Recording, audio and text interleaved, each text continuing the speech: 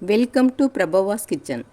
Friends, இன்றைக்கி அவல் வச்சு சூப்பரான ஒரு ஸ்வீட் பர்ஃபி செய்ய போகிறோம். இதுக்கு நான் ஒரு கப் அளவு அவல் எடுத்திருக்கேன். இது மெல்லிசு அவல். இதை இப்போ ஒரு இருப்பு சட்டியில் போட்டு லோ ஃப்ளேமில் ஒரு 3 நிமிஷத்துக்கு வறுத்து எடுத்துக்கலாம். இந்த அவல் செவந்துடக்கூடாது. லேசாக பொரிஞ்சு வர்ற சமயத்தில் நம்ம ஸ்டவ் ஆஃப் பண்ணிவிட்டு எடுத்துடலாம்.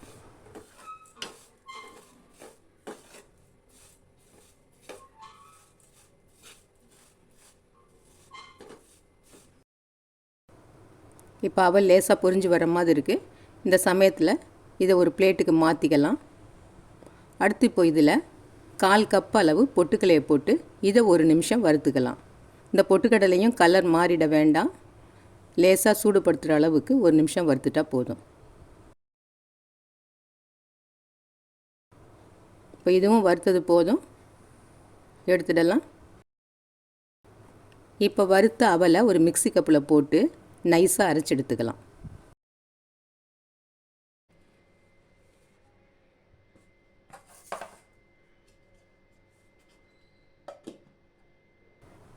இப்போ அரைச்ச அவலை ஒரு பிளேட்டில் கொட்டிட்டு அடுத்தது வறுத்த பொட்டுக்கடலையை சேர்த்துட்டு அதோட 1/4 கப் அளவு சர்க்கரை, 2 ஏலக்காய் சேர்த்து அதையும் நைஸாக பொடி பண்ணி எடுத்துக்கலாம்.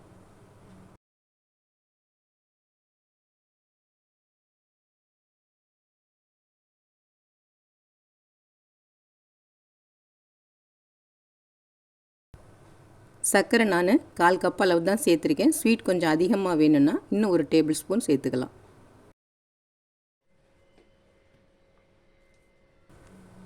இப்போ இந்த பொட்டுக்கடலை சர்க்கரையும் அரைச்சி எடுத்ததுக்கப்புறம் அவளோட சேர்த்துட்டு ரெண்டையும் சலிச்சு எடுத்துக்கலாம்.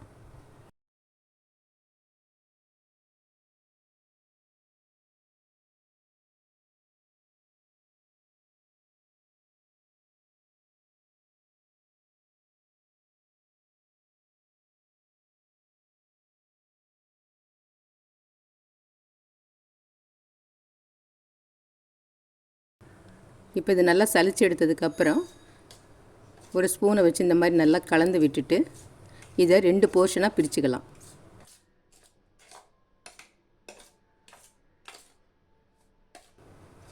நம்ம 2 கலரில் செய்கிறதுனால 2ஆக பிரித்து எடுத்துக்கலாம்.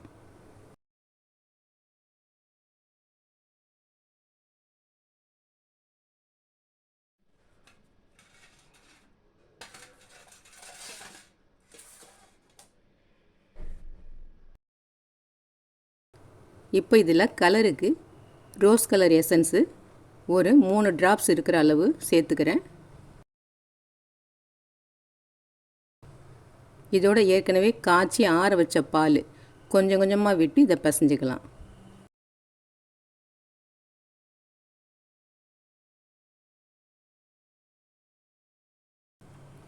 இப்போ இந்த ரோஸ் எசன்ஸ் இல்லைன்னா கலருக்காக பீட்ரூட் அரைச்சி அந்த ஜூஸை பிழிஞ்சு எடுத்துக்கலாம். நல்ல டார்க் கலராக வரும். அப்படி இல்லைன்னா கேரட் அரைச்சி அந்த ஜூஸையும் வடிகட்டி சேர்த்துக்கலாம். இப்போ பாலை கொஞ்சம் கொஞ்சமாக விட்டு நல்லா பிசைஞ்சிக்கலாம்.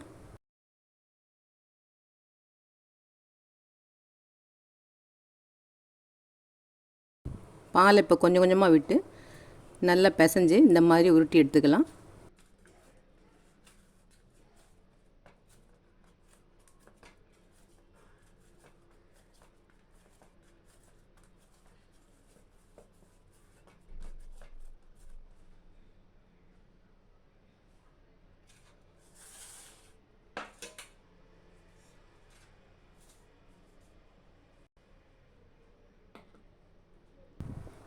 அடுத்து இப்போது இன்னொரு பகுதி எடுத்து வச்சுருக்கிறதில்ல நான் எல்லோ கலர் எசன்ஸு ஒரு 3 ட்ராப்ஸு சேர்த்துக்கிறேன்.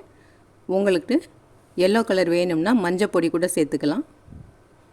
இப்போ இதுலேயும் கொஞ்சம் கொஞ்சமாக பாலை விட்டு நல்லா பிசைஞ்சிக்கலாம்.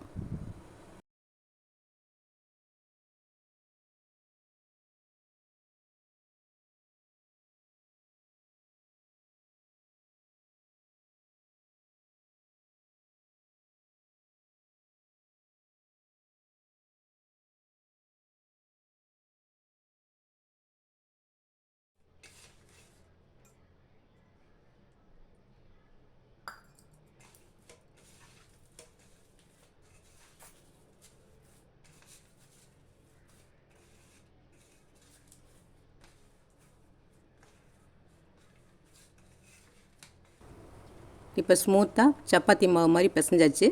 இந்த சமயத்தில் ஒரு அரை டீஸ்பூன் அளவு நெய் விட்டு திரும்பவும் நல்லா பிசைஞ்சு எடுத்துக்கலாம்.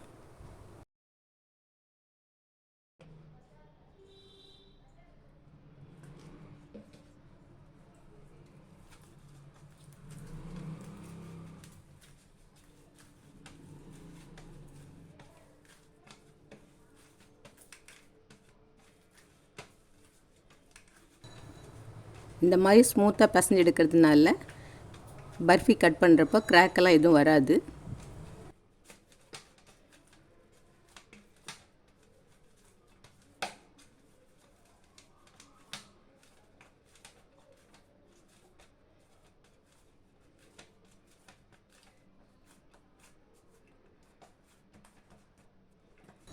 அடுத்து இப்போது இந்த பிங்க் கலர்லேயும் ஒரு அரை டீஸ்பூன் அளவு நெய் விட்டு திரும்பவும் நல்லா பிசைஞ்சிக்கலாம்.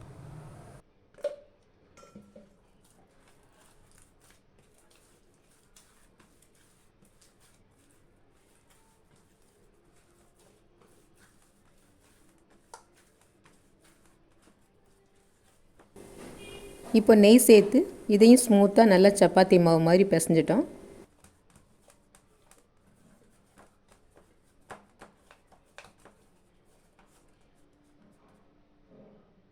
இப்போ ஒரு சப்பாத்தி கட்டை எடுத்துட்டு அதில் கொஞ்சம் நெய் விட்டு நல்லா தடவி விட்டுட்டு இப்போ ஒரு உருண்டையை வச்சு நல்லா மெல்லிசாக தட்டிக்கலாம்.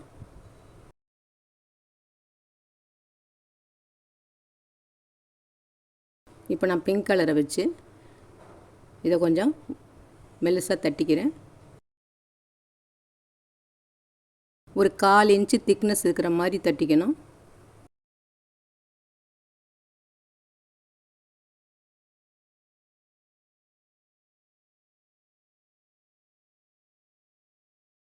இது ஸ்மூத்தாக இருக்கிறதுக்கு இப்போ சப்பாத்தி கட்டையால் லேசாக தேய்ச்சி விட்டுக்கிறேன்.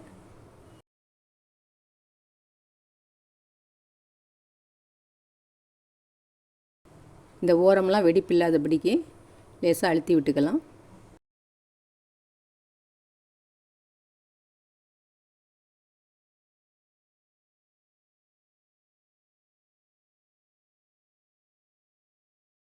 இப்போ இதை ஒரு பிளேட்டில் எடுத்து வச்சுக்கலாம். திரும்பவும் சப்பாத்தி கட்டையில் கொஞ்சம் நெய் விட்டு பரவலாக தடவி விட்டுக்கலாம்.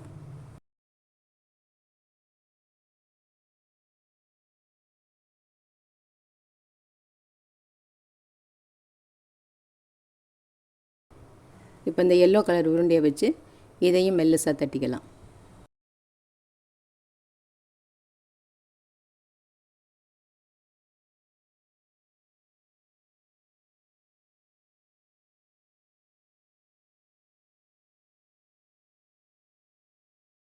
இப்போ இதையும் சப்பாத்தி கட்டையால் லேசாக தேய்ச்சி விட்டுக்கலாம் ஸ்மூத்தாக ஆகிற அளவுக்கு.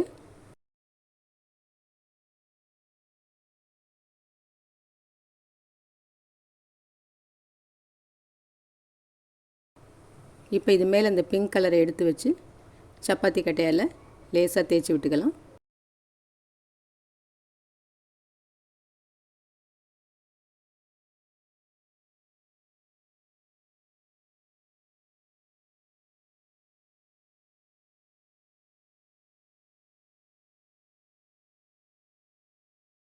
இப்போ இது 4 பக்கமும் நைஃபால் கட் பண்ணி சதுரமாக வர மாதிரி பண்ணிக்கலாம்.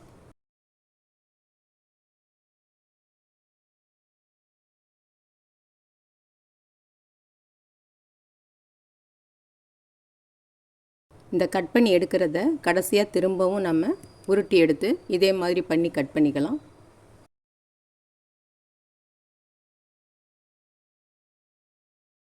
இப்போ சதுரமாக கட் பண்ணியாச்சு. நான் சின்ன சின்ன க்யூபாக கட் பண்ண போகிறேன். நீங்கள் கிராஸாக வேணாலும் கிராஸாக கட் பண்ணி எடுத்துக்கலாம்.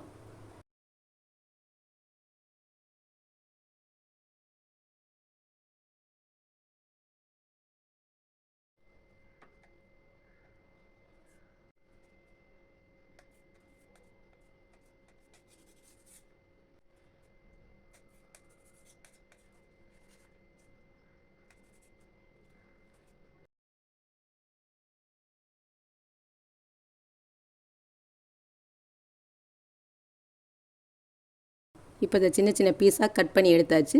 இப்போ கட் பண்ணதெல்லாம் ஒரு பிளேட்டில் எடுத்து வச்சுக்கலாம்.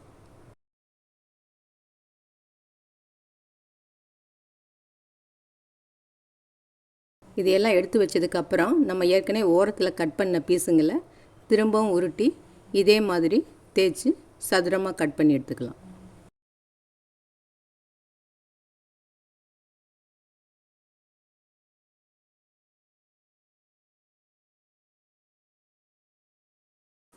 பார்க்கவே எவ்வளோ அழகாக இருக்குன்னு பாருங்கள்.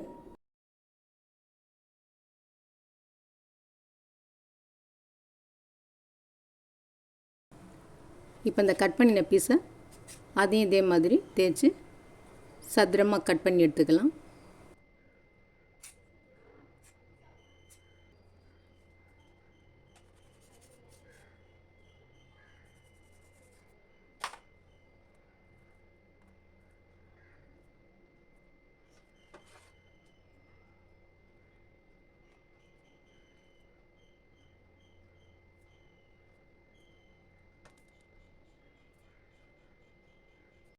ஸ்வீட் கடையில் விற்கிற பர்ஃபி மாதிரி பார்க்கவே எவ்வளோ அழகாக இருக்குது.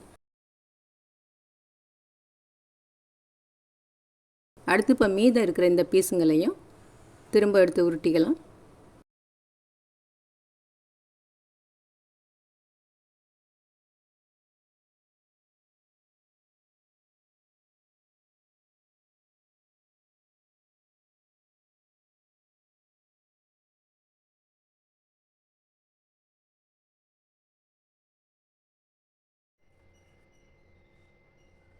இப்போ இதையும் சதுரமாக க்யூபாக கட் பண்ணி எடுத்துக்கலாம்.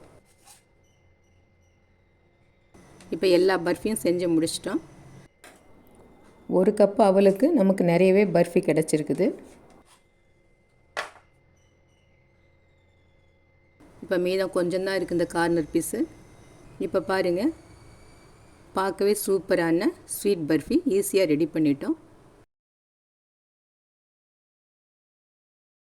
இந்த டிஷ்ஷு பிடிச்சிருந்ததுன்னா லைக் பண்ணுங்கள், ஷேர் பண்ணுங்கள், மறக்காமல் சப்ஸ்கிரைப் பண்ணுங்கள். நன்றி.